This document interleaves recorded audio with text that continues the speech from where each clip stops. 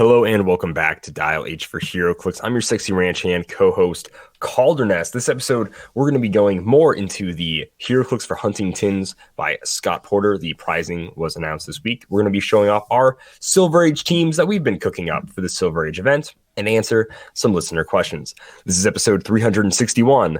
Howdy, howdy, let's get rowdy. So if you're looking for emotional satisfaction, my advice to you is seek professional Heroclix? help. Are you serious? Again? How many people even play this game? Like 100? Instant deadpan humor. Over six people think I am funny. It's a hard day's work. Not that you know anything about that. Which Absolute fools, it's not. Witcher nonsense. I'm gonna make HeroClix like that forever. Are you kidding me? Hey Google, attack symbol. Let's attack Simeon because he's a jerk. Wow. Dial H for HeroClix is brought to you by CoolStuffInc.com. You can find cool stuff in stock every day, including all the latest HeroClix singles and sealed products. Make sure you check them out at CoolStuffInc.com. Joining me, like always, in the studio is your HeroClix, is your Dial H for HeroClix champion, the Billion Clicks Bruce. What's going on, Simeon? Oh, I finally made it back to civilization after 4 long days in the wilderness. And I want to go back. Let me go back. Why do we have jobs? Everybody just quit tomorrow. We'll go live in the woods like wild people. It's fine. The strong will survive. It really fits. I'm not one of them. I'll die, gracious. but you can pick my bones clean, just like the skeleton of some small deer I found, picked clean by the turkey vultures. What amazing imagery you've given us to start the show off with, Simeon. I really appreciate that, dude. Thanks a lot. Thank you. Thank you so much. Yes. Wow. Goodness gracious, dude. Goodness freaking gracious. Okay. Wow. That is that what made you happy this week, Simeon? It is. It was a camping trip. Parts of it, yeah. So I went camping this week. It was nice to get away. I felt a little anxious that I wasn't like keeping up with HeroClix. Like HeroClix news has kind of been popping off lately, and I felt a little anxious that I was like, my phone died like a few hours into the trip, and the charger that I had barely gave it any battery. So like I was every so often like turning it on. Like every so often, as in like every like maybe 6 hours or so, I would check it for like a few minutes and then turn it back off, just so if I did need it for emergency reasons, they'd be like, he could have called. What happened? Oh, he decided to check HeroClix news while he was slowly like whatever. But no, it was a great time. It's a little place out near Sydney, Iowa, very small town, and then even smaller. Very like rural area, of course. You don't really camp in cities usually, but Right. Beautiful hills, like just like that scene from Emperor's New Groove that I will now clip in.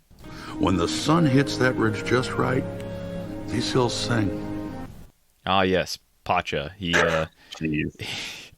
the hills sing when the sun hits Just them, right. or whatever he says. I don't know yet because I haven't re-listened to that.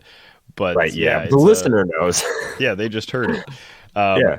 It was an awesome place. The only bad side of it, like I did see a lot of turkey vultures. There's probably like at least a dozen at one point that I could see, and so they were just like circling. It was a really windy, so they were like riding the contrails like super high and just having a grand time. And then sometimes they'd fly really low, and I was like, are they circling me? Am I the thing they're waiting to die? Like, I wasn't sure, but yeah, there's them. Other than turkey vultures, there's some actual turkeys. One like ran right past the camp, and that was fun. And then the one downside was just an insane amount of ticks. I pulled at least 70 ticks off of my poor dog, and they were very invasive, but not in like the invasive species kind of way, like the invading my personal privacy kind of way. Yeah. And not fun. Not fun at all. I will not invite them to camp with me again, those ticks. I will Nasty little things. probably wear one of those like dog collars that's supposed to repel them, but I don't know if they actually work. I'll put one of those on myself next time I go because it was a bad experience in that light. But yeah, great time otherwise. Watched the sunset over the hills, watched it rise over the hills. The moon was so bright that I woke up one night and like stepped out and was completely blinded by it. I thought I was like under a helicopter searchlight. But other than that, really? yeah, it was pretty awesome. I enjoyed the camping. It's good stuff. That is good stuff, man. That is good stuff. Out of doors, especially when the weather is getting all nice and almost too hot now. But yeah, that's great.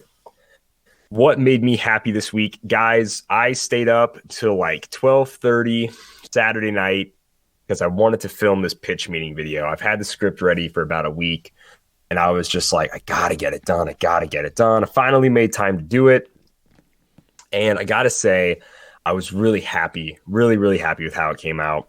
And I'd like I'm just gonna go to sleep. I'm gonna set it to upload Sunday morning, whatever, just sleep, whatever. Don't worry about it. Wake up.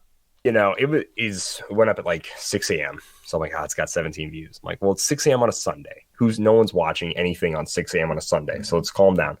And throughout the day, I mean, you guys killed it. The Wonder Woman pitch meeting is at 405 views, which has to be our most watched video in almost a year. Yeah. It's definitely. Yeah, I think it's definitely like quote unquote like mine and Calder's like. It's Calder's most watched video, but as far as like since we've been doing the podcast, yeah, for sure. Since we've been doing the podcast, for some reason, I can't think of the Mage Knight Resurrection starter review has almost 6,000 views, and I don't think we'll ever top that. But for some reason. Dang. Yeah, that is the highest views on the channel. From the beginning. We never had a chance. We really did. Set the bar way too high. Yeah, way too high. Oh, gosh. And they had less subscribers back then. Think about that. So tons of people were trying to get in that Mage Knight business. But no, guys. But like, yeah, obviously these pitch meetings, they're based off the Ryan George pitch meeting series that he does for Screen Rants. I'm a huge fan of those. If you guys have been keeping up with the channel, we did one for House of X, which was, now looking at it and compared to this video, it's a flaming pile of dog doo-doo. Because I'm like, this is so much better. So I'm very excited just for how well this video looks, turns out. Like I personally like, how well it is and how well it turned out. And then I'm so glad, I've been all day kind of looking on my phone, looking at how it's getting views. People on Facebook are saying tons of nice things. People in the Discord could be a little nicer. I mean, you guys give us money, so maybe you don't have to be, but definitely people on Facebook were definitely more like, yeah, dude, this is amazing. This is great work. So all that stuff really was like, man, this is why we do it. Not for like praise, but just to make people laugh and have people enjoy it. So I'm really happy that people enjoy it. A guy reached out to me and said he was gonna send the video to Ryan George himself. We'll see how that pans out, if I get it taken down. If he's like, whoa, it's got a whole 400 views compared to my millions of views, take it down. It's taking views away from me. They could be making pennies, except we're not monetized, so clearly we don't make anything. Yeah. But I'm gonna read a comment from Young Venus, I believe is how I could say it. I had to Google translate this, but it's, I love your videos. You're a very charismatic person, and the humor you handle is magnificent. Honestly, I'm very angry with WizKids, but this video made my day. And I just think that fits the pitch meeting view really, really well. Because these are characters that are just blowing up the absurdity of some of the things that WizKids does when it comes to these sets. And I think it's really funny to poke fun of that. Whether you like the new rules, hate the new rules, you like the buy it by the case or don't like the buy it by the case, I hope everybody can find a little bit of joy in this video. And I really had a ton of fun making it. So I'm just really happy with the response. That really did make me happy. I mean, we got 41 likes. That has to be one of the most liked videos. And we do have one dislike. Wow. I'll track you down, bro, and I'll kill you. Don't worry about it. Whoever you are. Whoever you are who didn't like this. I know it's not for everybody. So I get it, and some Heroclix players don't get comedy a lot of the time, so that's okay. Well, it's extremely 49 likes is like crazy. Yeah, it is. It's super tongue in cheek. You know what? I forgot to check the calendar. Are there Easter eggs in the calendar this time? I was just about to ask if you looked at the calendar. No.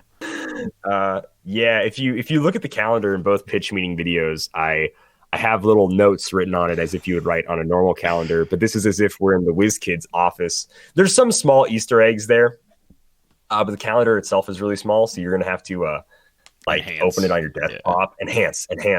But there are a few references throughout the month of April to things that happen that you might get a kick out of, but that's just another little Easter egg I like to do in these videos. So guys, if you haven't watched it yet, I urge you to go check it out. We'll put it in the description. Obviously, more people listen to the podcast than are subscribed to the YouTube channel, but it is really a funny video, and that was our 4 or 5 minute plug for our YouTube channel. But seriously, go check it out. It is pretty funny, and I'm glad how many people liked it. Yeah, I watched it this morning while I was like cleaning up my campsite, and I was pretty impressed. It was really well done. It was really funny.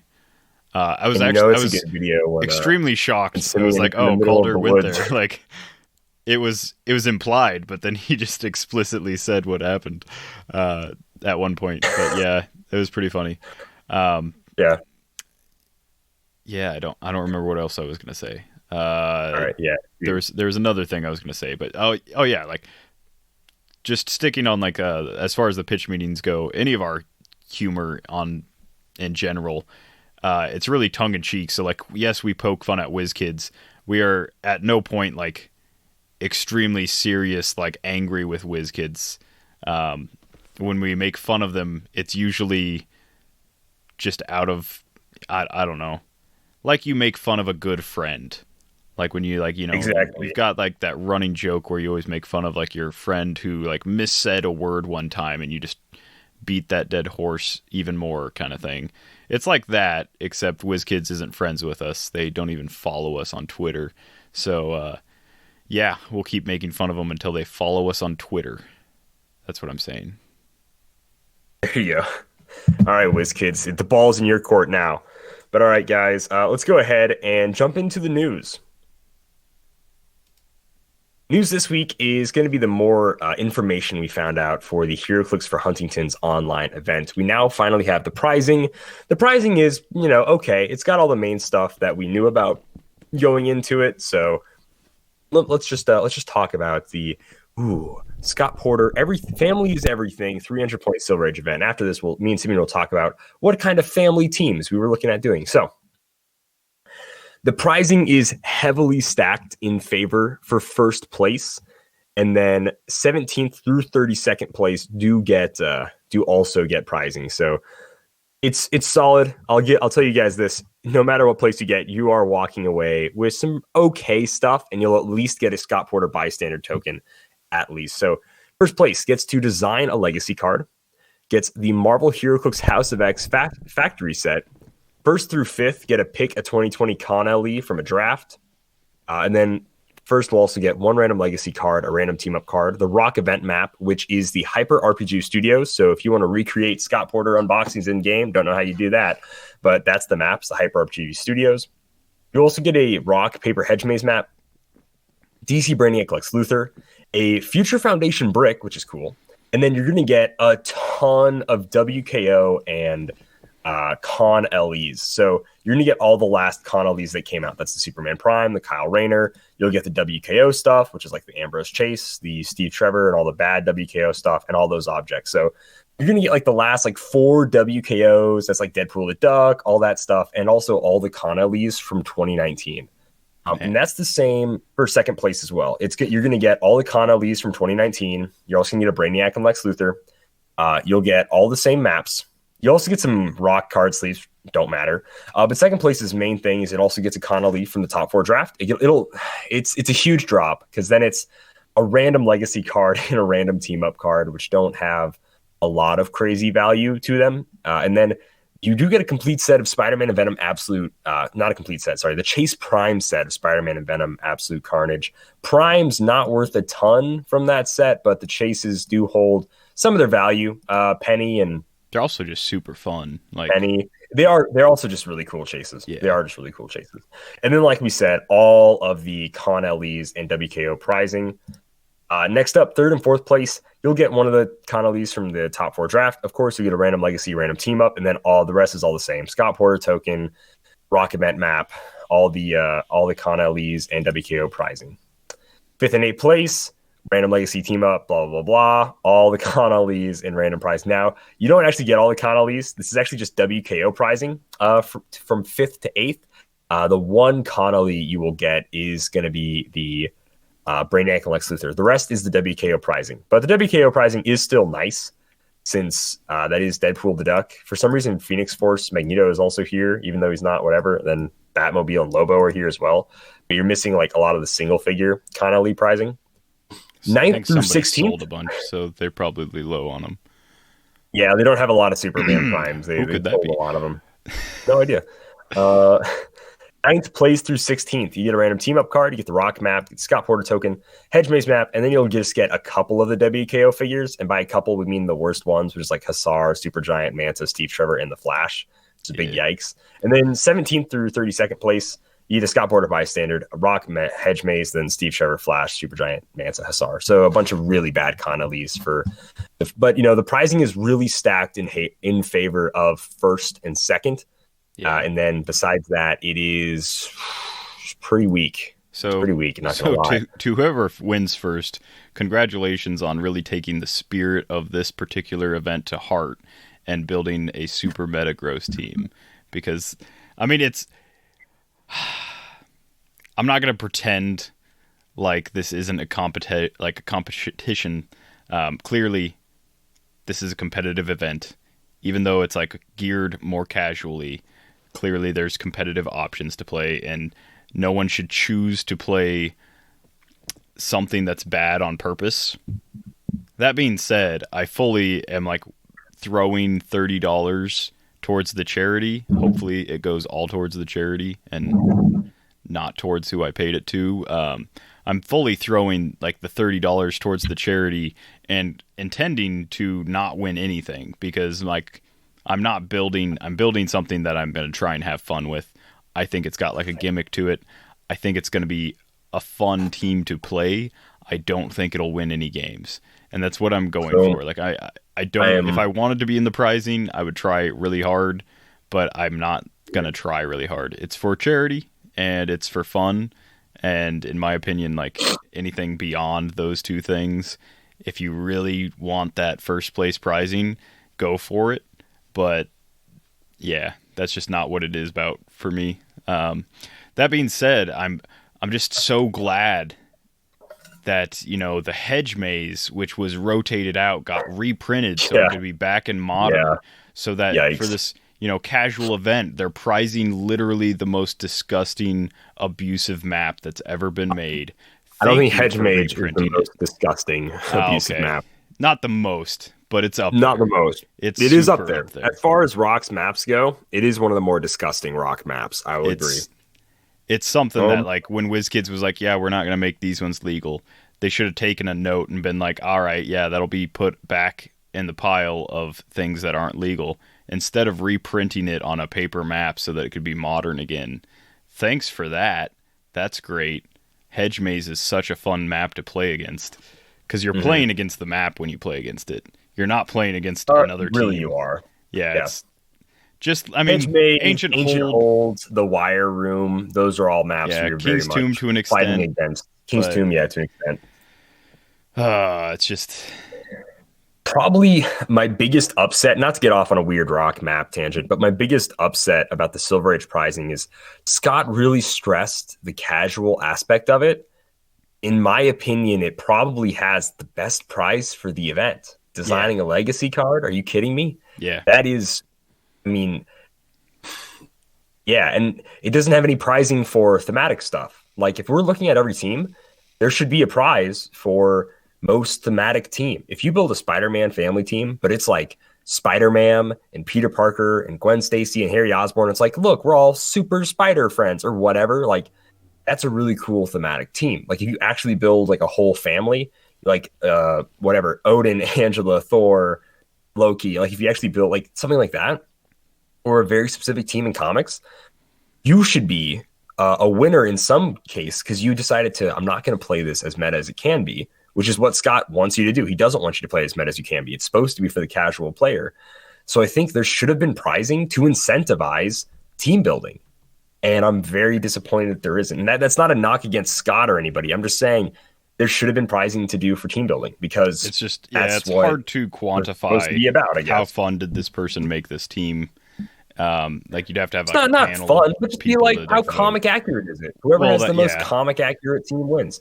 You can point me a comic book where all these show up and how well you did it with that specific version. Because you can be like, hey, look, I'm making a team that's got Captain America, Peggy Carter, and Sharon Carter. Peggy and Sharon and Cap have very little crossover with when they're all alive in comics at one time. There is a time when they're doing it. I mean, you can't choose like a gauntlet, Infinity Gauntlet Captain America or Earth X Captain America, because that's not accurate, Like, you can make a theme team off of that.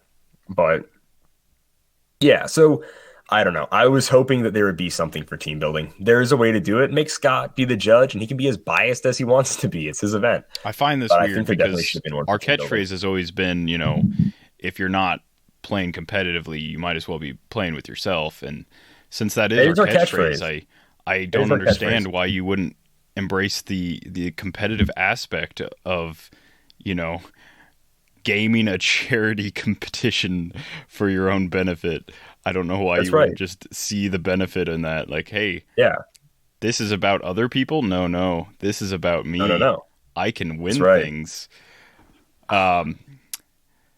No shade thrown towards Critical Clicks. I'm sure that they're great podcasts. Oh, I think you just said their whenever- name. I was whenever Lucas Lucas is there instead of the other people. Tons I'm of sure. people would have totally not gotten that reference because Oh. no one listens to that show anyways. But and Oh, then you you had mean to the, go the ahead one and time name a drop month it. they release an episode? Yeah. That's about thank right, you for yeah. Lucas for bringing the the listenability of that podcast up even incrementally as he has. But yes, The man is a majestic being. speaking He of really adds. He Silver adds. Age stuff, we should probably stop bashing on We should. Yeah, we should. those People are going to be like, you tiny guys are being way guys. too negative. This is why I listen to the show. I'm like, it's a joke, but okay. Oh, we're always All right. negative. Have you seen what Yeah, WizKids we're has always done negative. recently? They haven't. It's ridiculous. It's They haven't terrible. updated the fan page. That's true. They have like 7 anyway, pages that so- are like working or about to be released from like 3 years ago when they were gonna be released. Someday they'll get them done. Anyways, modern age event prizing. So this is why I said that making the legacy card was the best prize, because the first place gets to either design a bystander or become a switch clicks. And I think for modern age competitive person, it would much rather design a bystander that can be used in modern, competitive, like a modern age event, than have a switch clicks. I think having a switch clicks is a very casual thing, unless why would that be the modern age prize? That makes no sense to me. It makes literally zero sense. No, there's some competitive guys where it's like, yeah, it'd be cool to have it, but that doesn't affect how they play competitively. I just want I'm a not trying to legacy speak card for for these people. Mudman that makes him like 10 But points. it's like the Pog. Gosh, goodness gracious. Man, is Mudman even good anymore? Like really, objectively. Truly, yes. He's not because for 20 points? for 20 points, yeah, he still isn't You think? KO'd like 3 times, I think it is. It's been a while since Sure. I've looked at him, but Yeah. I guess think so. the fact that you have 20 points on the board that can be like masterminded to, and he just isn't KO'd. He starts with 2 life tokens. Yeah, it still takes 3 attacks to KO him. He has 2 rollouts, so they have to try and get rid of one of those or potentially miss him. He is like really slow and doesn't deal any damage really, like 10 for 3. So he's not doing a whole lot for you, but he's just really hard to deal with. Now, my legacy his card power would give him set hasn't plasticity. changed. Oh, he's already got plasticity. Never mind. My legacy He's card not would boost his speed to 14 and let him free move. But I won't be winning the Okay. legacy card. Well, that's enough. No more Mudman tangents, but that's what I'm saying. This first place is now the design of bystander. If it's like a point costed bystander, then that is competitive for sure, 100%. Because then you're designing something that can affect the game. But I mean, a legacy card to me is much bigger than designing a bystander. But yeah, that's the first place prize. And whatever first place doesn't choose, second place gets. So they can choose design a bystander or become a switch clicks. That's pretty First place sweet. will get the Spider-Man and Venom Absolute Carnage factory set. Pretty solid factory set to get with all the objects, chases, and primes. Not bad. And then 1 through 5 is once again going to be the Connolly draft. And the rest of it is all the same. It is the one random legacy card, random team up card, the map events, the bystander for Scott Porter, the Hedge Maze map, the Brainiac and Lex, and then all the Con LEs and WKO prizes. And then second place will get either the bystander or the switch clicks, whatever the top places choose. They get the same thing. They get the Chase Prime set for Spider-Man and Venom. And then it keeps on going. And then the rest of the prizing is all the same. So for those of you that played in Worlds in 2019 and played in WKOs, half of this prizing doesn't interest you at all. It doesn't interest me at all. So it's not the reason I'll be playing. And actually, I won't be playing. I actually made the choice to go to Tulsa. So, but I mean, like, there's no... This prizing is really sad. So unless you win, it's just not really good prizing. So just have fun, guys. Play maybe some battle royales. Yeah. I'll be honestly battle royales on. So this is much the Sunday, the 300 point modern. That's the Sunday event, I think. I signed up for, I think, 4 Sunday battle royales. I don't know how many I'll actually be able to play, so I didn't want to overextend what I'm able to do. But I put myself in for 4 on Sunday. I'm doing the Silver Age event on Saturday, and whatever the thing that is happening Friday, I just completely choose to ignore. There's also a raffle. I think it's like $5 entry. I don't even remember what the pricing is on that or what like the thing that you get is. But I mean, they're at least doing some interesting stuff. It's the most digital version of Worlds that we've seen, period. Because there's actual WizKids prizing, there's raffles, there's battle royals, there's like all the stuff that you would see at Worlds. There's multiple events, other than just like, you know, Team Sealed and 300 Modern. So yeah, it's gonna be fun. I think I'm gearing to have like a fun time, and that's about it. Because I truly don't believe that I'll even make a dent in like the top 30. I don't know how many people have signed up yet. Whatever the half point of that is. It's just, the 16 to 32.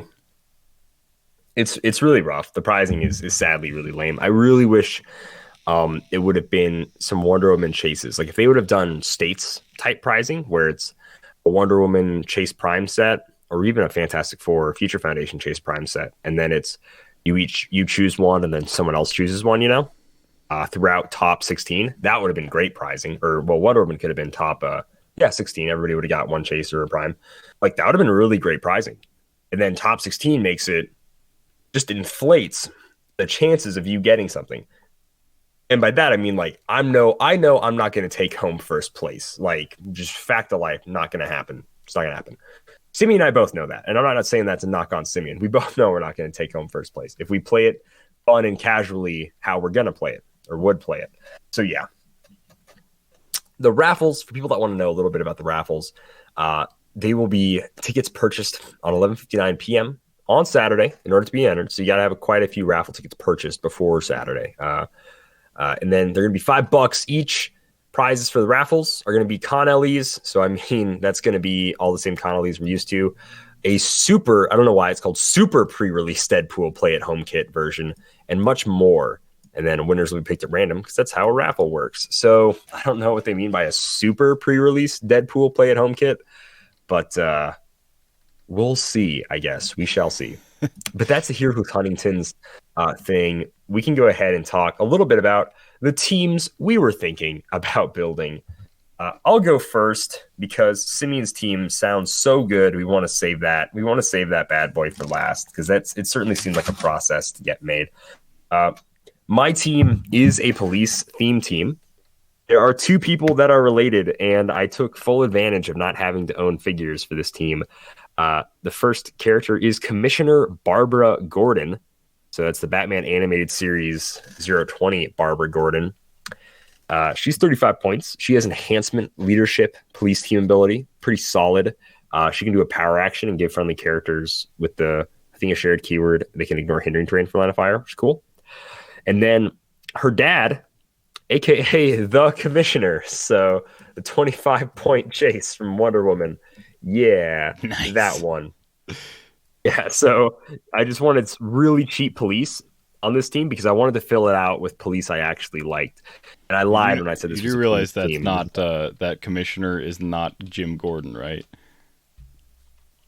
How so is it not Jim Gordon? Is it? I thought it was. Let me look him up real quick. I thought it was. Real name, James, quote, Jim, unquote, Gordon. Oh, okay. James Never mind. Jim Gordon. Never mind. He's just a very All young right. looking Jim Gordon, so I thought he was like Constantine or Got a something. problem? Like I haven't read the comic, I've got an old Barbara and a Wow. young Gordon. That's what we're Wow. doing here. Okay. That's what we're doing. All right. And then obviously Jim Gordon, he makes the rookie bystander, which is just real good, real solid. The rest of the team is figures I actually want to play, and that is Miles West, Sheriff Steve Rogers, John Jones Justice Rider, and Diana Prince Justice Rider. I just wanted to play Cowboys, and then they all have police. I couldn't find a cheap way to get sharing a keyword and Diana Prince on the team at the same time. It wasn't working out, and that's 290 points. So we do have 10 points left for objects or other stuff or whatever. So I would have thrown on the Wonder Woman armor and then given it to Miles, but there's no Wonder Woman team ability to copy on this team, sadly. It's very, very sad, very sad. But yeah, I just wanted to play a Cowboy team, and I think it works pretty well. I think Sheriff Steve Rogers with Miles works pretty well. Diana Prince, when she succeeds at her leadership, she gets to modify your attack and defense value by +1 to your next turn. So that is super solid. You know what I mean, baby? So now, because Captain America or Sheriff Steve Rogers doesn't let your opponents modify their attack by anything when they target anybody adjacent to that Steve Rogers. So then Wonder Woman also giving you a +1 defense. Ooh, very good. Very solid. I'm a big fan. Big fan. And of course, we got some high noon trait. We got some, and she's a 10 for 4, which is still really, really solid. So I really like that about is Diana Prince. She's only 5 clicks long. So for 70 points, she is not good, but it's funny. And I have a ton of leadership on the team. Who has it? Gordon has it. Sheriff Steve Rogers has it. Diana has it. And then the commissioner also. So I have 4 leaderships on this team, which makes up for there being no carry besides the robot on this team. So yeah, big. I just like this. Howdy, let's get rowdy. My shooty tooty team here. Yeah. Big. Just wanted to play Cowboys, man. I think it's funny. It's a great time. So yeah, and this is the only way I could get them to share keywords and have a relation. So that'd be my Silver Age team. I think it's fun. We only have 2 characters that are Silver Age, and that's kind of the bummer when they open it up to Silver Age. You want to try to put more Silver Age figures on the team, but then you're like, man, yeah, Modern Age is just so good. Well, and you got to do like kind of like a split because you want some of the like fun new modern whatever's going on, but then you want to pick like some silver stuff that either has like like an interesting trait or it just like works maybe work well, with it or something, or maybe it's just like a figure that you used to like play. So yeah, like splitting it's like not too bad. I did try and go more like more rotated for my team build, but I think I ended up pretty much like 50-50 split anyhow. So for my Silver Age, I have 2 possible theme teams that I'm going to do here. So the first is Asgardian with the Secret Wars Battle World Odin chase. So he's the one that shuts down stop clicks, protected outwit, and the ability to heal when he's adjacent to opposing characters, which is great because on his 120 point line he has outwit, so you can move him up and then outwit somebody that's protected outwit. I then went with the Captain America and the Avengers Thor because he was the cheapest 50 point. He was a 50 point Thor. I really wanted to do the title character Thor Odinson because he's just like gnarly. He's really fun. But, it is what it is. And then I doubled up on my Lokis. I went with the Mighty Thor 02 Loki, who is the one that's got the God of Trickery trait for an extra 10 points. Lets him start with 2 of the bystanders, and then anytime his special damage powers shape change, and when he succeeds, you can generate one of those 2-click deep Lokis, which is just really fun. They have 0 point value for all effects, including scoring. So you can make as many as you want. Hopefully you manage to hit shape change. Probably not, but hopefully. Then I threw on Jane Foster because, hey, she dated that guy at one point, right? That's the storyline. She also became Thor later on, but that's not this version. This is just the Healy nurse one who does support even if the target is adjacent to an opposing character, which is great if I'm carrying her around. And then the Thor Ragnarok movie. She can turn into Thor, though. Yeah, she does have the... what is it? When an adjacent friendly character is KO'd by an opponent's attack after resolutions, you can replace her with the uncommon the uncommon Thor from that set, the TMNT set, number 017. So there is that potential. But I prefer to have like a medic if I'm completely losing, then it doesn't really matter, I guess. But I prefer to have a little medic there. And then to fill out that team, I went with the Ragnarok movie Odin, who is just a 25-point leadership sidestep. He does have Mastermind, which I probably would never use. I'd probably just let him take him out. But he has the Gain Odin's Favor trait, which is each time a friendly character with the Asgardian keyword hits an opposing character, immediately give them an Odin's Favor token. Friendly characters with one or more of these modify attack +1. So basically, if any of my characters hit once, then for the rest of the game, as long as this Odin's on the board, they have a +1 attack, which is solid. It's not amazing, but it's solid. The other team that I'm considering is an animal theme team, which luckily I'm playing a character that makes that a named theme team and isn't that important for this event. Moving forward, isn't being a named theme team so much better? So starting off, got the fan favorite Devil Dino, because I just wanted to build around Devil Dino. Guess who Devil Dino happens to be related to, Calder? Himself? Yeah, I have no idea. Probably no one. But he is an animal, and you know what else is an animal? Splinter. Yeah. The Rat Dad. The original Rat Dad. So I'm playing Devil Dino at 100. The Splinter from Shredder's Return at 25. He's got Empower, and then he has a unique modifier. When he hits an opposing character, you modify the attack value of all other friendly characters by +1, which isn't bad 11 attack. Because he's got 11s and 10s, so it's not like it's impossible. Plus, you already want him next to probably like whoever you're close combating because he's got that Empower. And then I'm throwing on the common Leonardo and the common Raphael. So Leonardo's got Charge Blade's leadership. He's also got a unique modifier. If he's adjacent to a friendly character named Raphael, you modify his defense value by +1, Leonardo's. And he can use the carry ability and carry up to 3 characters with the TMT keyword. So he can carry Splinter and Raphael, which is much fun. better with no negatives. Yeah. And then I've got Raphael on the team, of course, who has the dolphin symbol. They both do. Oh, very overpowered, that. People are telling me. Yeah.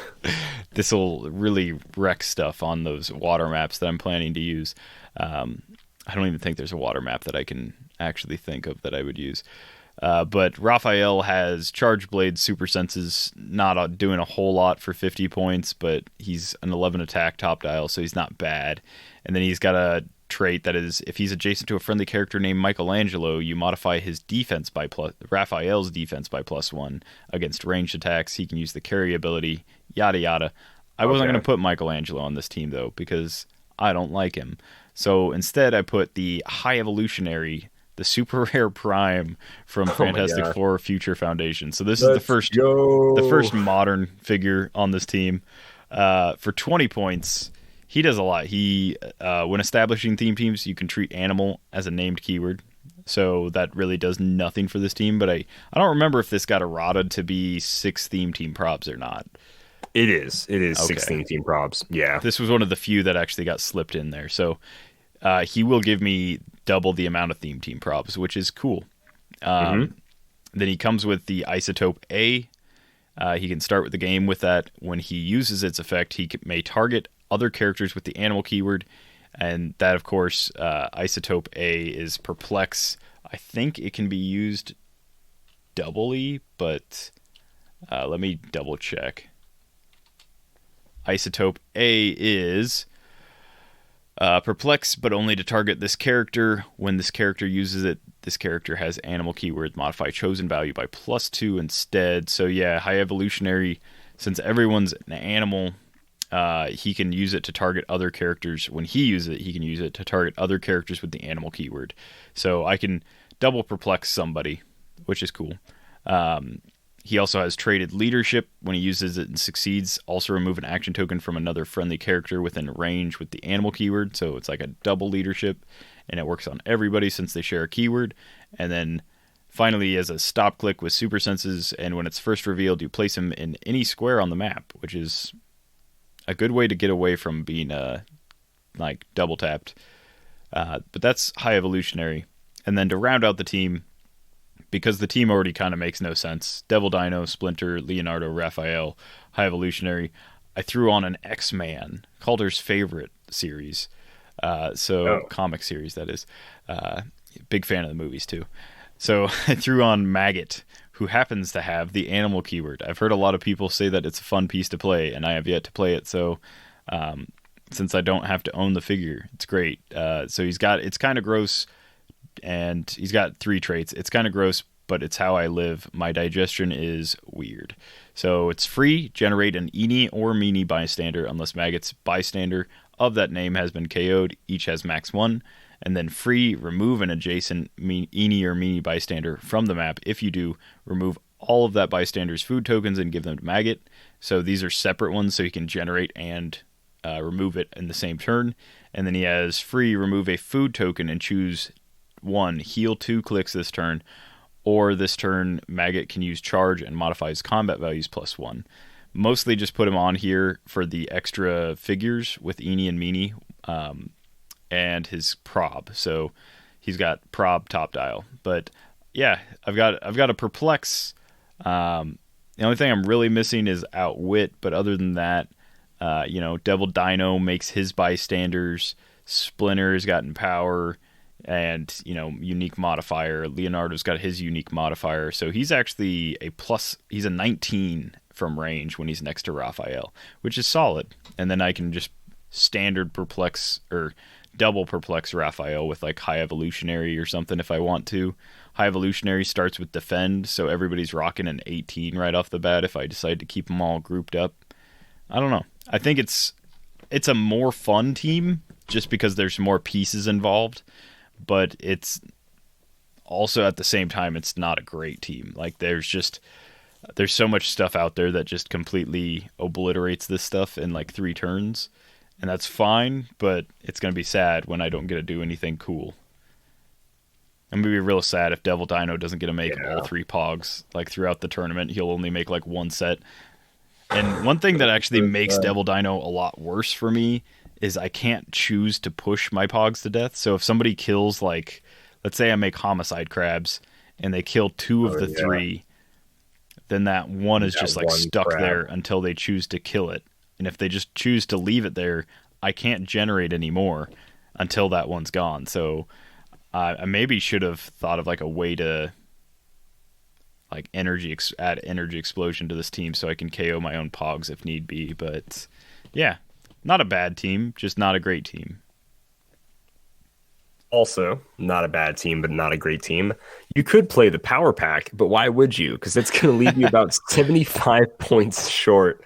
If you use if you just power pack keywords, and that's doubling up on your Julie and Alex power. So you could make a Fantastic Four theme team, but I've already talked at length with how lame that is. But I would give someone mad props if they played a power pack team and then played it. Let's see, if we do the rare Julie, the rare Alex, Franklin, Katie, Jack. Yeah, you can play it 125 points short if you don't play the normal Julie and Alex along with the rare Julie and Alex. Dang. Yeah, I wish so the if anyone Runaways enters, were somehow anybody, related, but I don't if think they anyone are. enters that, I will give you your $30 back for entry if you run the power pack at 175 points. Contact me, show me your build sheet, show me your entry. I will give you your $30 back to you. Yeah, so or if you want me to, I'll also donate $30 to the Huntingtons. Either way, either one. If you run power pack at 125 points short. Double your donation. Yeah, I was thinking about running like Fantastic Four is the first thing that came to my mind because that's the most recent family team that I ran, and the only problem with Fantastic Four for me, It's a super solid team. It's almost, I don't know. I think it's almost competitive. It could definitely win like a states event.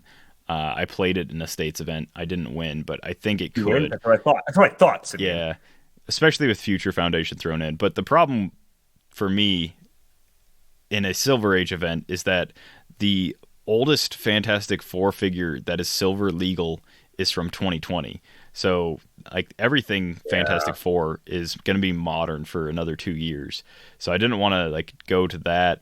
I thought about doing WWE and doing I think we both kind of like thought about doing either the Undertaker and Kane because Brothers of Destruction, baby. yeah, they're technically brothers as far as kayfabe is concerned, not at all related in real life.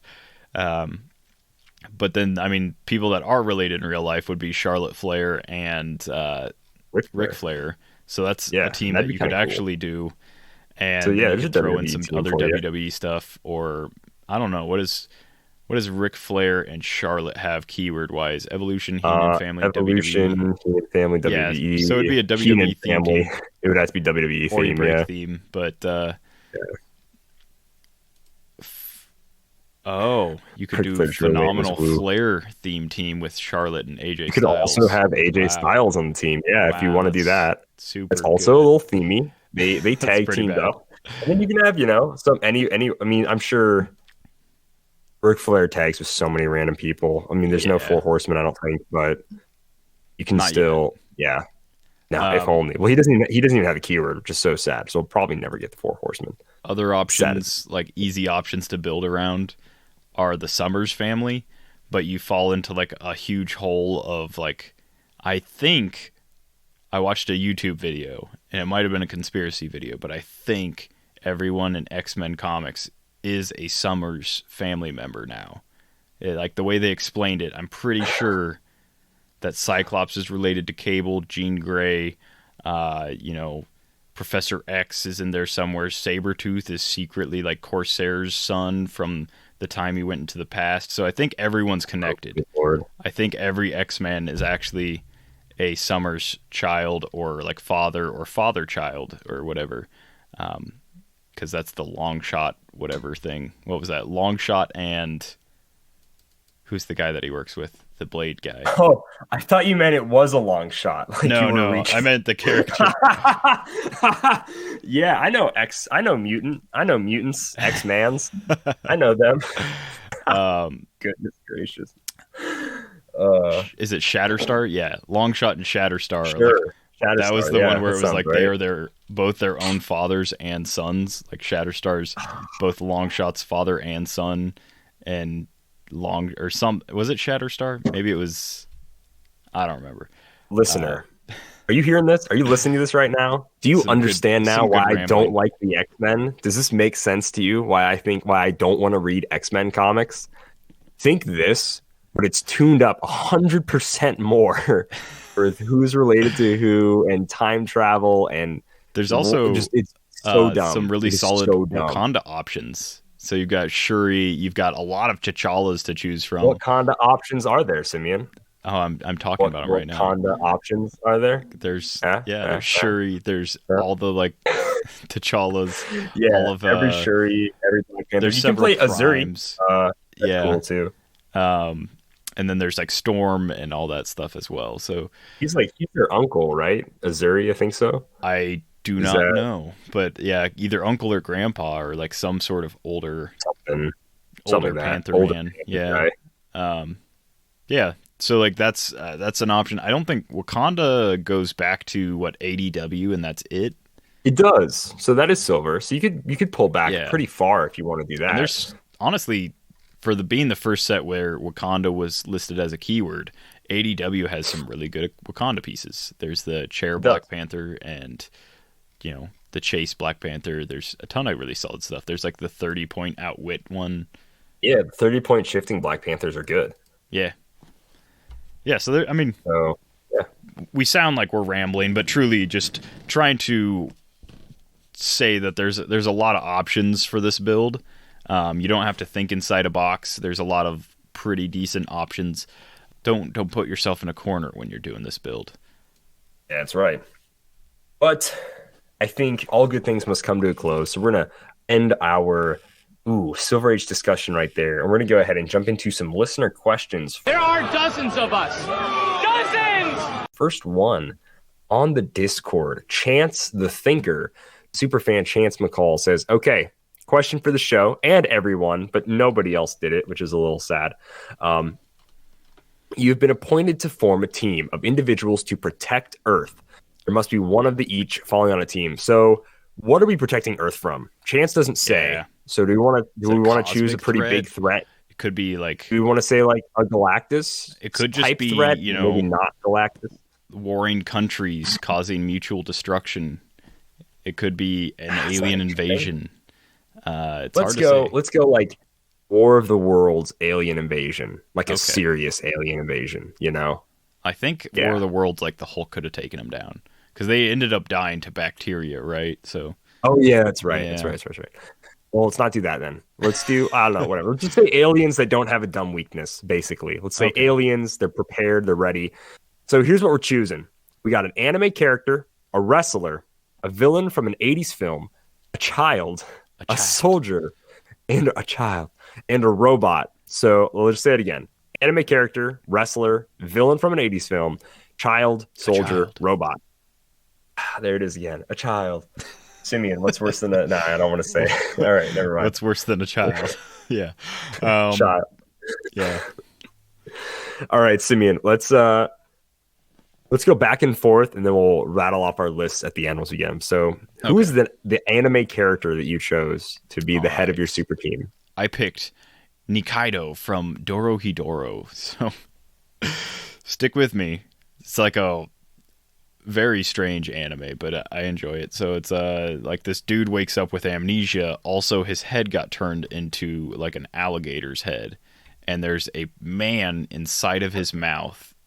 So when he swallows other people's heads, the man inside his mouth like looks at them.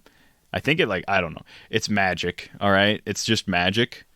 And Nikaido is like the friend to the main guy, and she has like time magic. And it's like really cool, and she's also like a martial artist. So yes, magic lady with martial arts.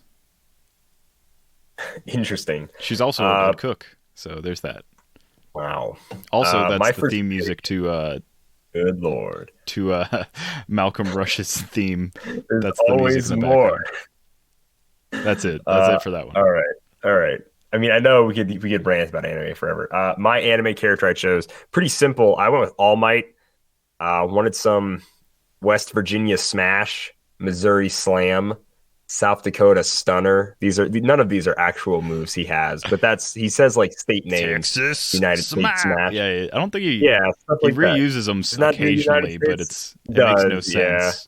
He has like a Missouri one. I know he does that one for sure. In Texas, yeah. But yeah, I went with All Might.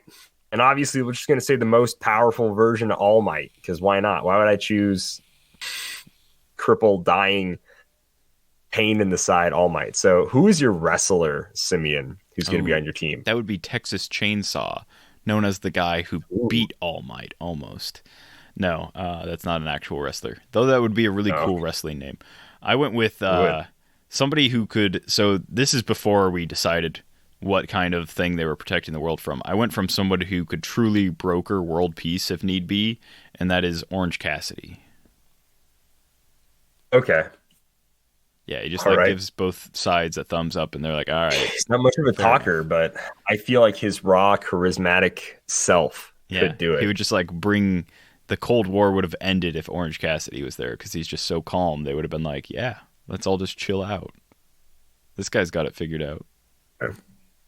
Go with my wrestler. He had a pretty short stint in the WWE. It wasn't very long. I believe was it WWE? I can't even remember. It was a while ago. But anyways, so Mr. America didn't wrestle for very long, but his it was pretty amazing. Now, this mystery masked wrestler, I think just orange really, pythons, brother. He really exudes. I think he really exudes the power needed, brother, to, I don't know why I said that, needed to to bring this team together. And of course, his theme song is "Real American," which is no other wrestler's theme song. No one's. So we still don't know the identity of Mr. America. He's a masked wrestler and he has since retired. So we don't know. Yeah, he wasn't fired because he unmasked at any point. That's for sure. Nope, he was never unmasked. He was never unmasked. We truly have no idea who Mr. America is. Yeah, we're gonna leave it there. All right. Who is your villain from an 80s film, Simeon? Ooh, that would be former governor of California, the Terminator. Oh, really? Yeah. Because in the first film, some people don't remember this. The first film, he is a bad guy. Yeah, he is the bad guy in the first film. It's Future Boy. Did that come out in the good 80s? Guy. Yeah, it was like 84, and then the sequel didn't come out until the 90s, Terminator 2. Oh, okay. That's what I was thinking of then. Okay. For some reason, I thought like the first Terminator came out in the 70s and the second one was in the 80s. But okay, it was a 90s film, T2. All right. That's a really good pick. That's a really good pick for 80s villain. My 80s, he's not really a villain, but he is the antagonist of our hero. From the first Rocky movie, Apollo Creed, who I chose. So he gets in there. He's a real good close combat bruiser, brawler. Main reason I chose him is because he does have very patriotic attire on in the first Rocky movie. So yeah. There you go. Yeah. Apollo Creed. Yeah. Simeon, your child. A child. What child did you choose? The child I went with was Prez. This could either be Prez Ricard from the original Prez comic or the new Prez, the corn dog girl from the more recent one. The more recent one has like access to drones, like super futuristic drones and stuff, and like mech robot things. So she's probably the better pick for an invasion. So I'll just pretend like that was the one I meant the whole time. More of a teen than a child, but you know. Teen, yeah. I also went with somebody who could be more a teen than a child, but I think in their first appearance they are like 12 years old, who I would say is a child. And that's none other than Captain America's sidekick, James Buchanan Barnes, or Bucky. I think it's a pretty good child.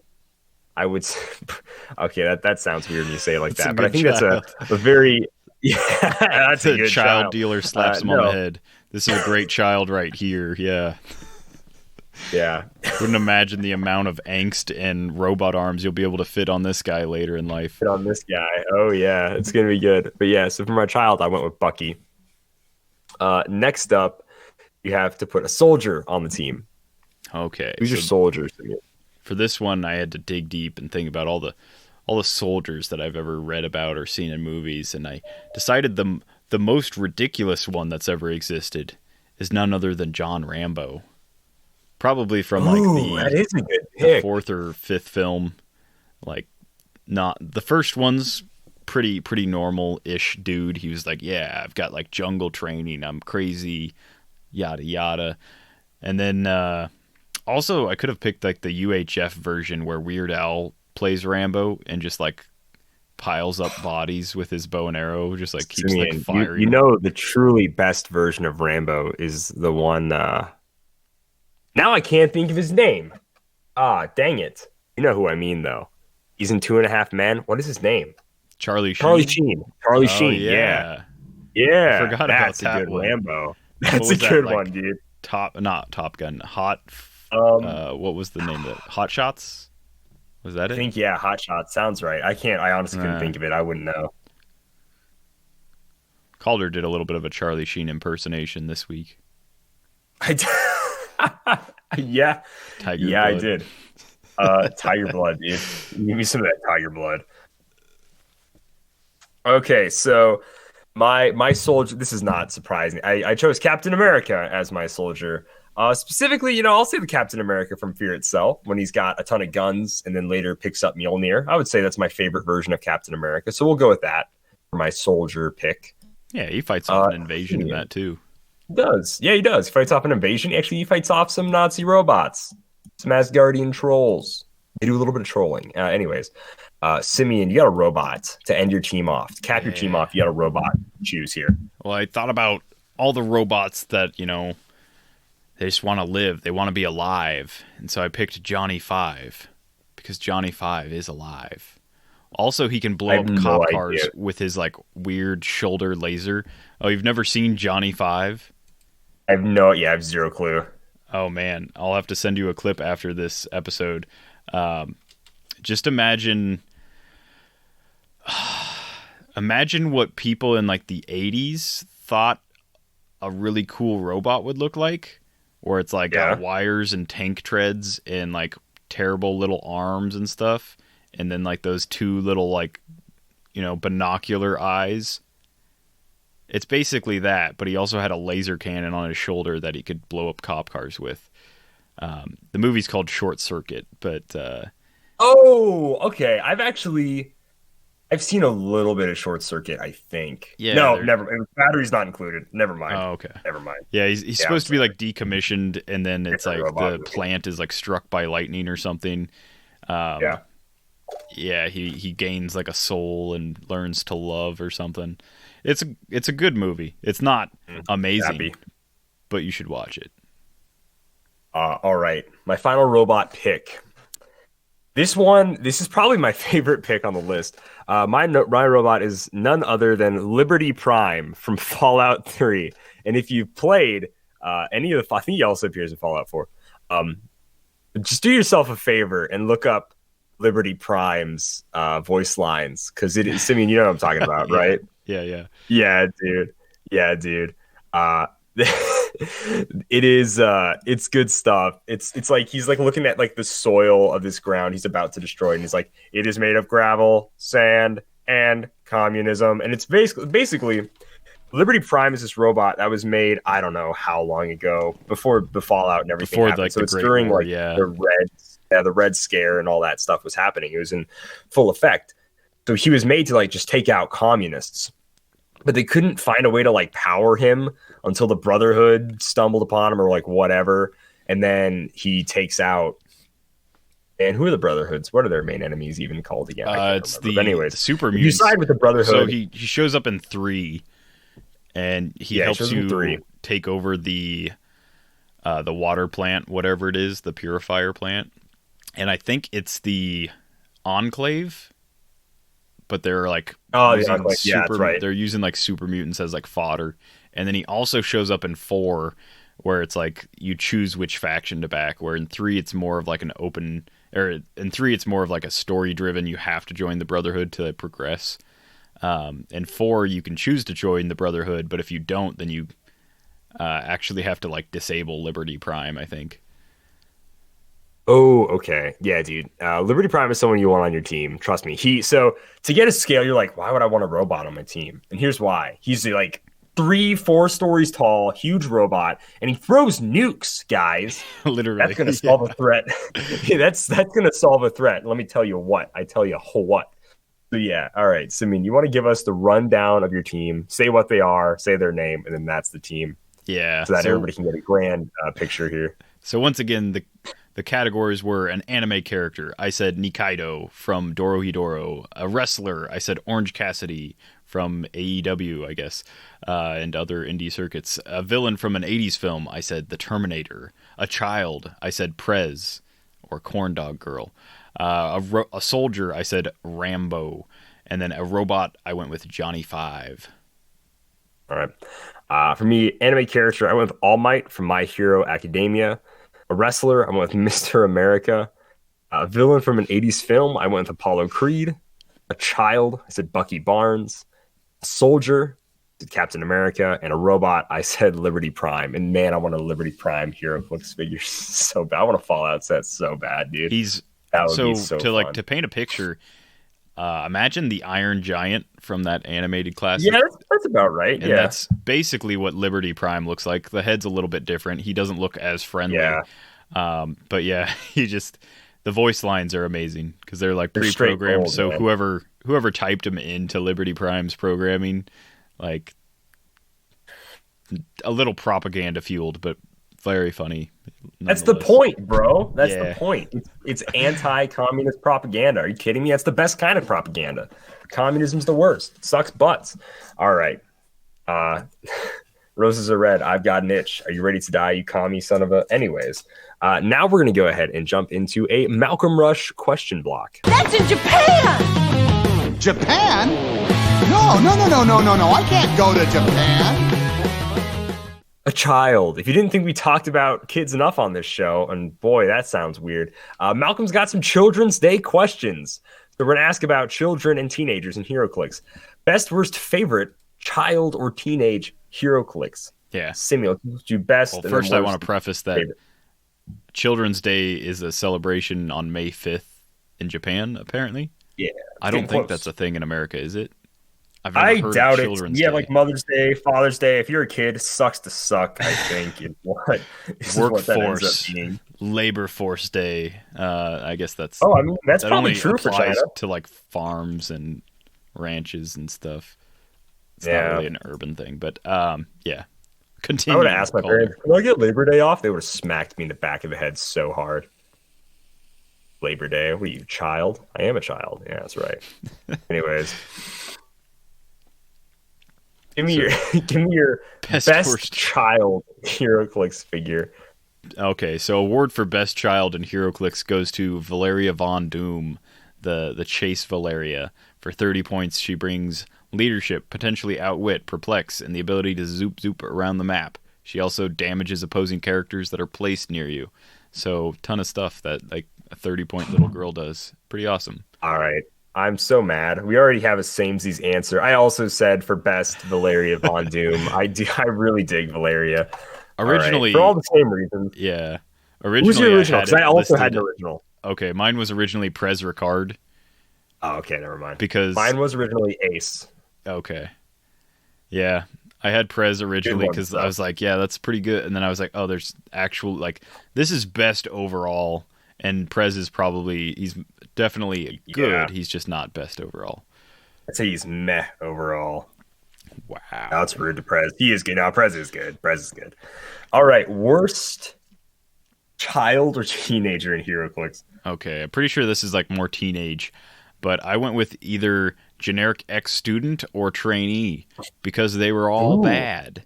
I didn't think they were terrible. They were pretty. I looked at them in a while. Pretty bad. I mean, I couldn't think of a actual person with a name that I would play over one of these. But they're all just like 2 clicks. You get what you get on the dial kind of thing, and they've got like several different things on the dial. They're not like an awful point sink, but I mean, 25 points, I'd say they're bad. For 15 points, if 15, you could choose, then they'd be really good. But you don't get to choose at 15. But you see what 15 points gets us nowadays, so it's a lot worse now. Yeah, that is true. That is very fair. For worst, I went with Kamala Khan. Any iteration of Kamala Khan is absolute garbage. Although I will say one thing about her. I saw the pictures for Kamala Khan's suit in Miss Marvel, and I hate the character. I still hate the character, but that is a good-looking suit. They're doing a really good job with the suits in Disney Plus. I'm very impressed. But yeah, I think favorite cool. Favorite child. Favorite. So this is the one that I swapped with my original best, and this is just Prez Ricard. He's got like an 18 defend top dial. You used to be able to push him to a perplex. He's got that super leadership where it's a 50-50, and you can take as many tokens as you want off of opposing characters, and then you also remove that many from friendly characters. He was like the linchpin in my WWE teams for a long time because it really helps get your signature moves popping off. But yeah, now he's a little bit less useful for me, but he's still like a really solid piece, and he works on any team because he doesn't break theme team. So if you ever need a cheap little leadership defend piece, he's pretty solid. Nice. My pick was Bucky. Surprise again to nobody. I really like either the Avengers or the Nick Fury Agents of S.H.I.E.L.D. Bucky. The Avengers Bucky is only 30 points, 6 clicks deep. His powers don't really work very well together. He's got close combat expert with stealth and energy explosion, but he's got a great sculpt holding the Tommy gun. He looks so cool, but the other one is also stealth. It just shows they're pretty smart. They actually did really well on Bucky's design. He should really have like a charge stealth combo power because Bucky was kind of a sneaky little kid and would get behind lines and like take out people that way. He would run into battle with Captain America a lot of the times, but Bucky became towards the end of the war a pretty good like covert little knife kid. It's kind of scary. It's pretty sweet. To be fair, toward the end of the war, he was like 18 or like getting pretty old, so that was pretty cool. But I really just dig. I mean, Bucky's my favorite, man. Second round of questions here. Best worst favorite Heroclix child or teenage sculpts in the game. So your favorite child is the one that went to war when it was underage. Okay. Don't start. It was a different time. Hey, he needed a sidekick. They were like, Batman's got a sidekick. Captain America's got a sidekick. You know what? Like, we should throw a kid into World War II. That's what that's missing. A child. Oh, dude, there's even more kids in World War II. Just wait until we get to the end questions here. Yeah. You're going to love this. Yeah. All right. You probably already know, but. Best worst favorite Heroclix child or teenage sculpture. So for best, I don't really pay attention to like sculpts when it comes to like I'll notice a sculpt when I see it, but I don't really like log it in my brain as like, oh yeah, that's one to remember for future. But one that I do remember being previewed and thinking it was really awesome, so I'm gonna put this as best, was Damien on Goliath from Rebirth. I think it's just called Robin, but it's the super rare where it's him sitting on like the giant devil dog thing, whatever that creature is. And it's a really cool sculpt. It was a really big sculpt, but it was really cool. Okay. So my opinion for best is because it's also super iconic. I'm going to go with Hammer of Thor Molly Hayes when she's holding up like a boulder or a piece of road as the little ducklings go in front of her. It's just a really cool sculpt that tells a really neat story. I always really liked that sculpt. Yeah, so it's really cute and it's great. It shows that she's strong, and then it's like, oh, she's protecting the little ducks. So it's great. All right, worst child sculpt. All right, for this one, I dug really deep into my brain and I pulled out ex-student / trainee because they're just super generic. I get that they're actually generics, but like for all the powers on their dials, they're just like two random people standing in poses with X uniforms. I don't know. Some sort of effect would have been cool. I get that, you know, they couldn't like give them like a brain wave for the mind control one if it was like the like psychic blast or range combat expert one you were using or whatever, but still some sort of effect would have been cool. My worst specific about this, all the Kamala Khan sculpts are bad. She has such a terrible power. She is awful.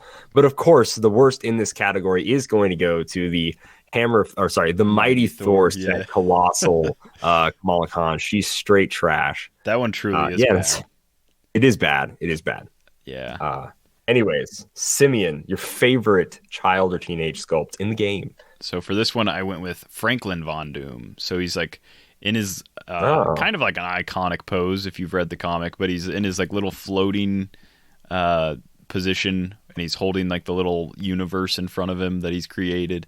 Just a really cool, like, the dial doesn't really match as well as I'd like. It more matches like the giant Galactus that he uses in that comic, but yeah, like people forget that like Franklin as a child was able to do a lot of really cool stuff.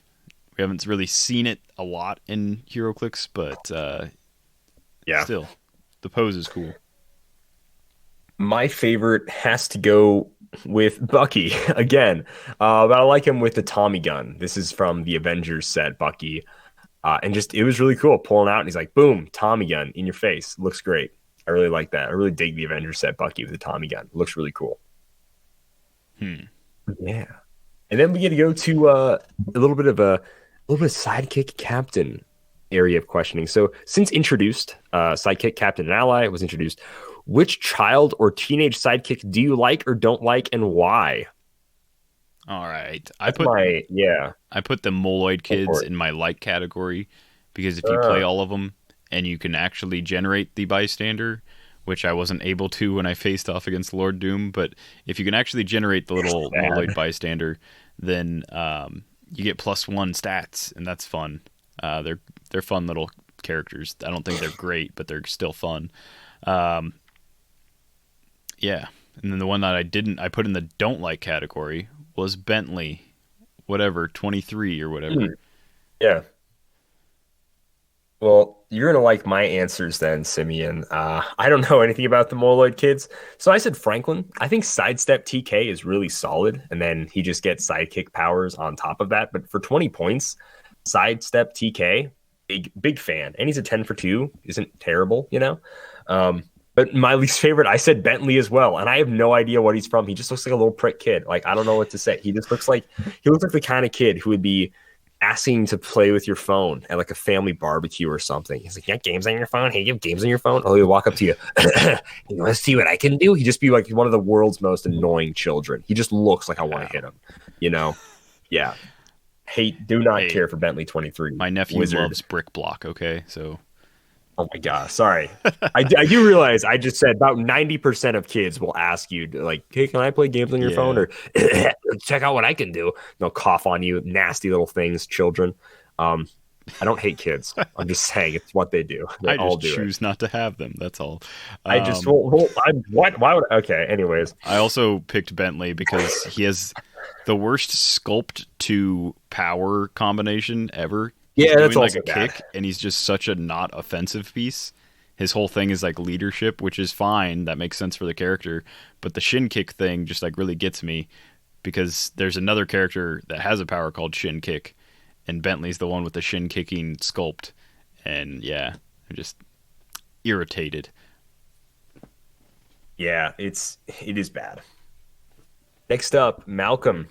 In future sets, which child or teenager should get the sidekick trait and why? All right. So for this one, I said Isaac Arnold Berkowitz should get one since he won Worlds in 2019. And he's technically a teen. So, yeah, that fits. No. He's not a sidekick. If anything, his dad should have the sidekick trait. Wow. Isaac should be the captain. I'm just saying, Shots bro. fired. Pew, pew. That's not actually. It's the wrong podcast. I mean, yeah. Oh, yeah. That one doesn't. Does that even exist anymore? I don't. Do they exist anymore? Probably not. In future sets, so honestly, like we can rattle off everything. Anyone that's like ever actually been a quote unquote sidekick. So Robin, Superboy, just like all the super common sidekicks that have been sidekicks throughout history would make sense. All the X-Kids, like, so there was a stint where there was like Wolverine and the X-Men, and he was just like a teacher, and it was just like a day in the life of like an X-teacher, and there was like Eye-Boy and Glob Herman was there, and there's like Beak, there's like a ton of like different characters that we haven't seen yet, but if they ever do make them, they definitely should have sidekick traits. For sure. Obviously, the most important sidekick ever, Marvel's first sidekick needs to be made. And that is, of course, Bucky, as a surprise to nobody. If you would have told me, hey, if you would have told me in 2019, guess what? A set in 2 years is going to come out, and it's going to have captains and sidekicks. What set is it going to be? I would say, well, the Captain America set. He's a literal captain, and he has tons of sidekicks. But did that happen? No, it didn't. We got a Wonder Woman set where generics are sidekicks now for some reason. Yeah. But yeah, I'm going to say Bucky, but all of Cap's sidekicks should get I guess, So that means Jack Monroe as Nomad. That is Rick Jones when he was Bucky for a little bit. I'd say D-Man should get it, because why not? D-Man kind of sucks. He was more of a sidekick than anything. First appearance, Falcon. Let's give him sidekick. And then second, like red costume or something, Falcon. Let's give him the ally tag, I would say. But yeah, Cap had a ton of sidekicks throughout his run. So yeah, Bucky is the OG for me. I mean, obviously Robin's the OG sidekick, but Bucky to me, that's that Marvel OG sidekick, and he needs to be a sidekick. And Captain America needs to be a captain. If we do see more generics getting sidekick, like it'd be cool to get some generic like goons, like Joker Thug, suited henchmen, like that kind of stuff getting sidekick, but only if it like worked really well with the captain, who would be like the goon lord or whatever, Joker or Riddler or whatever. I think that's the best thing about using just sidekick as a role tag. because instead of having to do henchmen when this character's been 8 squares of Joker or blah, blah, like, you know how all those traits would have worked or all those special powers worked. Instead, they can just be sidekicks. And then the Joker or the Penguin or whoever, their henchmen, can be affected by them. Now, I get it. It'll also work for other people. But I think more than anything, captain and sidekick is not a reflection of truly who is a sidekick and who is their captain. Because if, like, you know, Fantastic Four and definitely Wonder Woman is anything to show, the captains and sidekicks don't make sense at all. You know, like those aren't really sidekicks. Yeah, I think right? Fantastic Four makes a little more sense than it makes more sense. Wonder Woman. It does. Yeah, They're all Woman sort of just babysitting the kids. Yeah, it was like Maxie Zeus. Did he really have like a sidekick Minotaur in like multiple comics where he's like doing crusades with like his Minotaur friend who didn't have a name? Probably not.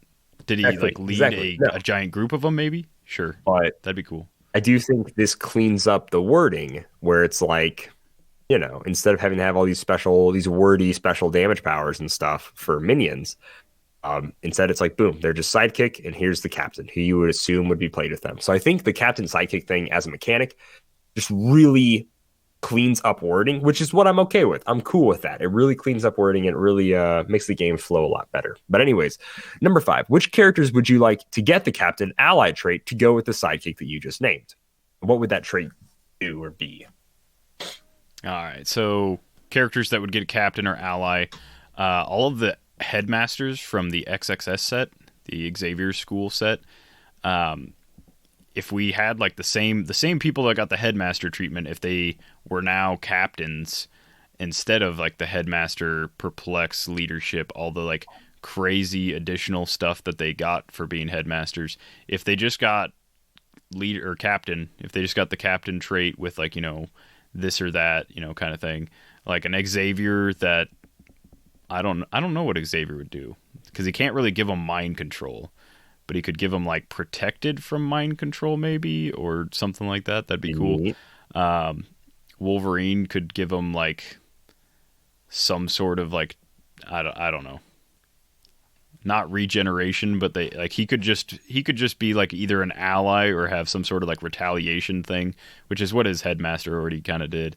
He could be like they could mastermind to him, like just a Jim Hammond, as lame as that would be, I guess, to just take one from someone else. But yeah, Splinter would be cool if he could give like the Turtles all like empower, or give them all leadership, or I don't know, like whatever a sensei kind of character would do, boost their attack or something. So maybe he fits like ally more than anything else, like ally for against TMNT enemy kind of thing.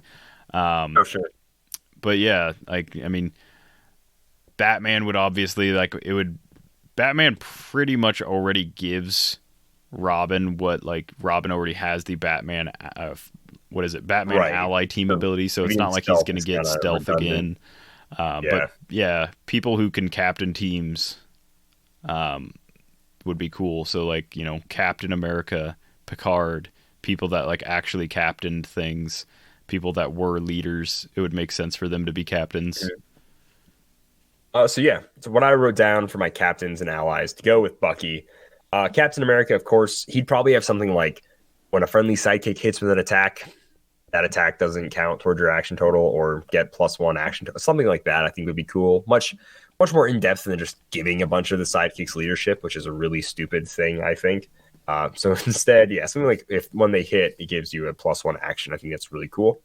Especially if you do like a Fear Itself Cap, who has this whole like we're all Avengers now type vibe, would be really sweet.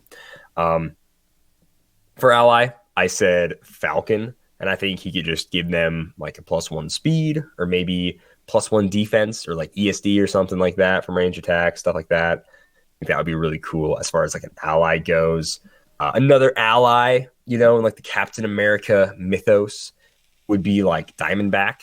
I would consider her an ally, and then, or she could honestly be a sidekick as well too. But if we made her an ally, she could give you like +1 attack to Serpent Society keyword, or something like really bad, where it's like, when is this ever useful? Yeah. You know, I think that'd be kind of cool. But there's tons of characters that you can choose just in the Captain America. Like U.S. Agent should probably be an ally.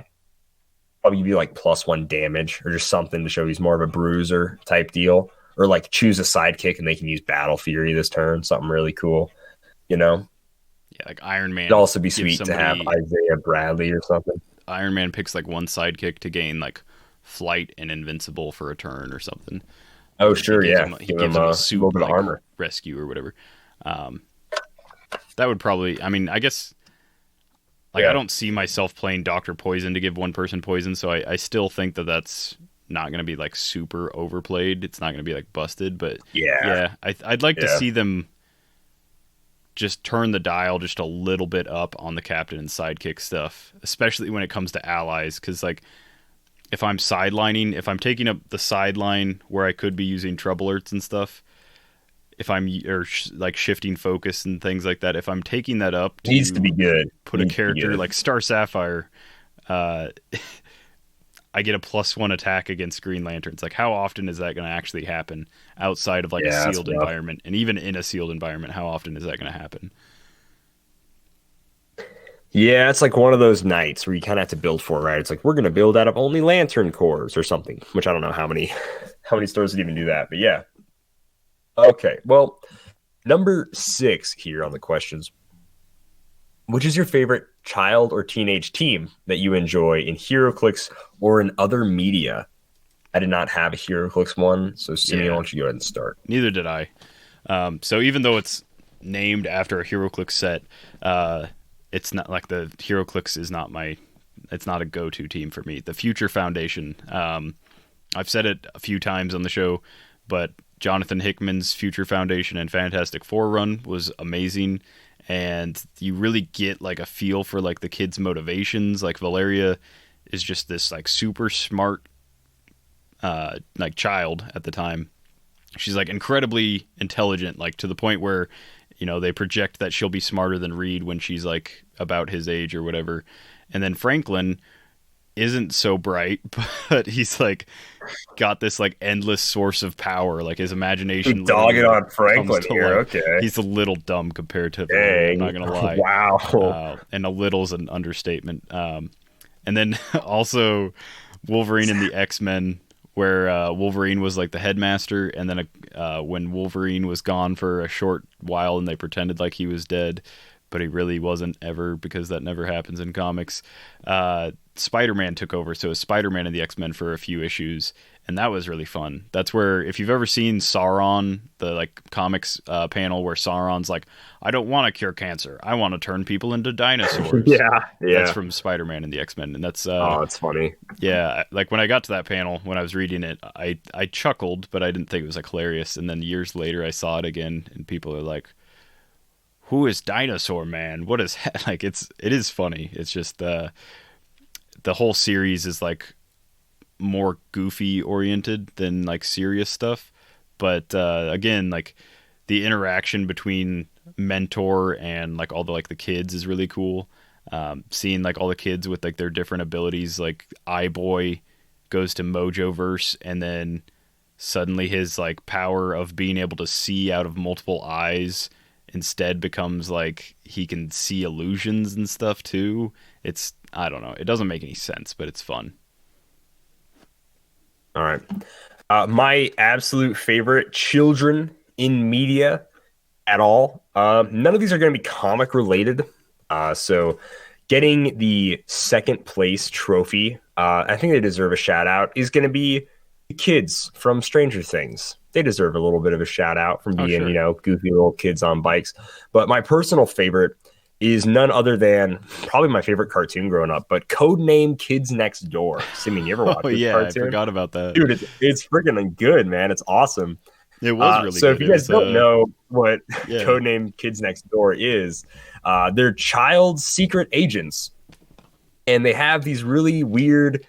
so first of all, each child secret agent sector has like a treehouse as like their main base, but it's like a super high-tech / low-tech kind of shambled together place they live, and they fight off against evil adults, and like their guns and weapons and stuff are like these really random things put together that should by no means work. It's like ketchup bottle glued to a plank of wood and it shoots a laser somehow, and I don't know how that works, but it's like, it's really funny. And they have like weird, you know, some of the higher up, it's imagination, it's really good. And then Yeah, the codenamed Kid Next Door, and of course, their mortal enemies, the delightful children from down the lane, which is also hilarious. And then, of course, they also fight just crazy and then evil old people. But you would be kicked out of K&D as soon as you turn 13. And as a child, that was my nightmare. I was so scared of turning 13. But on the flip side, I knew that when I did turn 13, that's when mutant powers began to start in children. I didn't hate the X-Men yet as a child. So I was like, whoa. Sadly, I'm kicked out of Kids Next Door and I can't watch my favorite show anymore. But when I'm 13, I do get a mutant power if I am a mutant. And it turns out I'm not a mutant, and that's why I still hate mutants to this day. But no, I don't know what streaming service Kids Next Door might be on, but it's 1,000% worth your time to watch it because it is an awesome show. And there's even a Christmas special that's actually an X-Men, oddly enough, crossover. If you know, you know. It's really funny. But yeah. Codenamed Kids Next Door. Great group of kids. Number 7, make a Heroclix child theme team. I'm sorry, Malcolm, I didn't do that. No. Simeon? Okay, cool. So number 8. I will say, in my opinion, a lot of like I started doing this and I realized most of them are like tertiary and support figures. So if I have a Billy Batson, like a Prezzer card, XYZ, outside of like the Teen Titans, you can't really do this. Like, oh my solid gosh, child wow, team. We never mentioned the Teen Titans at all. I feel a little bad now. Wow. Yeah, they weren't even on my good. mind. There you go. They weren't even on my radar for like any of these child Teen questions. is in the name. Also, yeah, Teen Titans. Also, we didn't say anything about Teenage Mutant Ninja Turtles. Technically, no, we teenage. didn't mention them either. Even though I'm pretty sure at this point they're not. They really don't feel like, I hate to say it, but they don't feel like teenagers. In maybe the 80s, they feel like teenagers, and definitely in the 2012 show, I would say they feel like teenagers. But maybe turtles in my age like TMNT, reverse dogs, so it's 1/7 like, of human years. When I watched Turtles, it was 2003, which is the best version of the Teenage Mutant Ninja Turtles. You fight me on that one.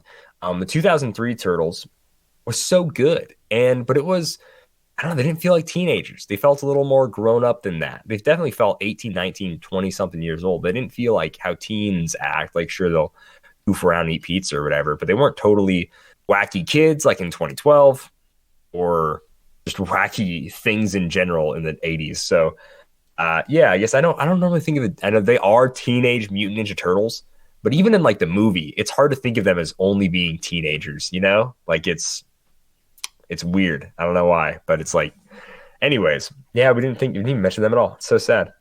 But yeah, number 8. This is kind of a fun one, actually. I like this one a lot. Last question. If you could make a Heroclix style for a child/teenage comic book character, who would it be? And what would the dial look like? All right. So out of all the comics that I think the most iconic teenager that should be made in Heroclix into a sidekick is Jughead from the Archie comics. Ooh. So Jughead, many may not know, actually did have superpowers for a short amount of time where he could see the future and other random stuff. But Jughead's just an overall good guy. He's got a funky hat and a shirt and other things. So I'd give him like support and then perplex only against like opposing characters, or maybe like perplex that affects opposing attack values, and then prob to show like the one time when he did have powers and was actually like, super powered. Nice. There's actually, by the way, Jughead is an awesome pick. I mean, as an Archie fan, I really like that pick. I think an Archie Fast Forces, although useless, would be really funny. There's one. Just make them all have mission points. Reggie's pulling pranks on someone. Who knows? Give him mission points. I don't know.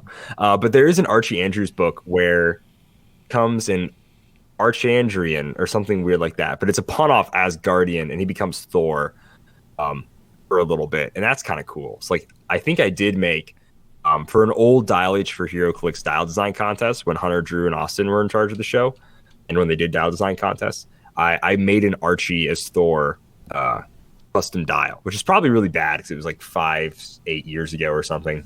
But still, like that's kind of a cool one. But no, who I said for the children here is the Kid Commandos were a team of children that helped fight alongside the adult invaders during, yeah, you guessed it, World War II. The Kid Commandos is made up of Bucky Barnes, Toro, the Human Torch. Well, I guess he was called Toro, but he's like something Hammond. His name was actually Toro, but he's a Human Torch-like robot, like Jim Hammond. So there's Toro. And then there's also Gwen Sabuki, a.k.a. Golden Girl, and David Mitchell, a.k.a. The Top. And I don't know how many comics these guys had, but Golden Girl is actually the grandmother of, I believe, what was her name, like Radiance, who appeared in the Nick Fury set. She could like shoot just kind of golden beams, so I'd give her like some knockback, maybe some shape change, energy explosions, some stuff like that. Now, David Mitchell here, he was the Top, which means he could spin at inhuman speeds, which means he's going to get double sidestep, flurry, combat reflexes, but he can make either close attack before and after in between sidesteps when he uses flurry. Because I think that's fun. And that's how I would do a spinny top guy like old David Mitchell here. So, yeah, just to round out the Kid Commandos team. Now, if we make them all 75 points, which is way too many points for the Kid Commandos because they're not that good, then we could make a team. But they probably would all be around 50 points or less. Even if we say like Bucky and Toro are definitely the goats of the Kid Commandos. I mean, no offense to David and Gwen here. But they don't live very long in comics, nor do they come back to life in comics. Their characters were very short. They were Kid Commandos, and that's all they got to be, sadly. So yeah, but yeah, I mean, just to round out the Kid Commandos team, I would want David Mitchell and Gwen Sabuki. That'd be really cool, and that'll bring a close to our Malcolm Rush questions. Now let's do a Jedi Legend Heroclix tip of the week. You don't want to sell me death sticks. I don't want to sell you death sticks. You want to go home and rethink your life. I want to go home and rethink my life. Tip of the week is critical hits. We all know that it does +1 damage. That is to each hit target. So if you multi-target or pulse wave, it is going to do +1 to each hit target, which is awesome. And it automatically hits, but because the targets become hit, super senses and mastermind don't work. So you don't get a roll for super senses. You can't mastermind the damage when you get hit with a critical hit. So no getting out of it. Plus, since it is doubles, the target is knocked back 3 squares like normal knockback. The more you know. Yeah, my favorite was crit hitting one of Apache Chief's quakes, like map-wide quake. Ooh. Pretty fun stuff. That's a big 3 damage to everybody quake. That's awesome.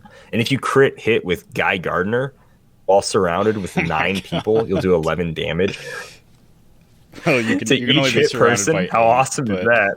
There's only 8 squares. Oh, 8 people. So you'll do 10 damage. That's right. I don't know what magical world I was thinking of. But anyways. Still. That's pretty solid. I think it'd be awesome.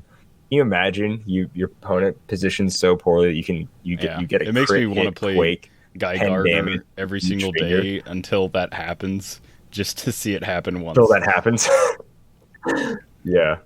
I'll just fine tune it with like Professor X and mind control it and like finally get it to like pop move off. them around. I'll be like, yes. My opponent will be like, yeah, that was real fun. Thanks. And then I'll just get up and like leave the store and I'll be like, you don't know how long I've been waiting. All right, ladies and gentlemen. And that's also a close to the show. Wow. Wouldn't you know? What a good show. Just so you guys know, for next week's show, we may do a new Clicks on the Block, but for sure we're going to be talking about 300 Modern Age in preparation for some events coming up. So if you were curious about what to build for the Scott Porter Invitational or other 300 Modern Heroclix events, Dial H is going to dip into the dark side, and we're going to talk about 300 Modern for a little bit, which is not what we normally do. But Simeon and I do play in competitive events. We don't win competitive events, but we do play in them. So we do try to team build to the best of our ability. But that's all I've got to say for this show and for the next show. So Simeon, why don't you go ahead and take the reins, my man? Yeah. So with that, Dial H for HeroClix is brought to you by CoolStuffInc.com, where you can find cool stuff in stock every day. There's some Wonder Woman singles up, sure to be sold out soon. Use code DIAL5 to get 5% off and find cool stuff every day at CoolStuffInc.com. Happy trails. So if you're looking for emotional satisfaction, my advice to you is seek professional Heroclix? help. Are you serious? Again? How many people even play this game? Like 100? Instant deadpan humor. Over 6 people think I am funny. It's a hard day's work. Not that you know anything about that. Which, Absolute fools, it's not. Witcher nonsense. I'm gonna make Heroclix like that forever. are you kidding me? Hey Google, attack someone. Let's attack Simeon because he's a jerk. Wow, wow, wow.